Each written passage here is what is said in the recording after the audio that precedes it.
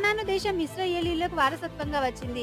అయితే ఇశ్రాయేలీయులు చెరపట్టబడి చెదరగొట్టబడినప్పుడు ఆ ప్రాంతాన్ని పోగొట్టుకున్నారు. ఇశ్రాయేలీయులు తిరిగి వచ్చినప్పుడు 1948 ఏప్రిల్ 14న ఇజ్రాయెల్ దేశం ఒక స్వతంత్ర దేశంగా ఆవిర్భవించింది. తర్వాత 1948లో బ్రిటిష్ వాళ్ళు బాల్ఫోర్ ప్రకటన చేసి స్థలాన్ని పంచి ఇద్దరికి ఇచ్చారు. 1967లో ఇశ్రాయేలీలు 6 డేస్ వార్ చేసి ఈ టెంపుల్ స్థలాన్ని 1967లోనే ఆక్రమించుకుంటే అమెరికా వద్దు గొడవలు ఎక్కువైతాయని నచ్చజెప్పడం, ఇశ్రాయేలీలు వారి వాదనను వినిపిస్తూనే ఉన్నారు. బ్రిటిష్ వారు ఆలెక్సా మసీదుని పాలస్తీనాకి అప్పగించారు. కానీ అప్పటి నుంచి ఇశ్రాయేల్ వారు ఇది యూదుల స్థలమని, యూదులకు చెందుతుందని పాలస్తీనాకి ఇజ్రాయెల్ వారికి గొడవలు జరుగుతూనే ఉన్నాయి. ఈ స్థలం మాకిస్తే మేము 3వ దేవాలయం కడతామని యూదులు అంటున్నారు. దీనికోసం భారీ ప్రణాళికలు కూడా జరుగుతున్నాయి.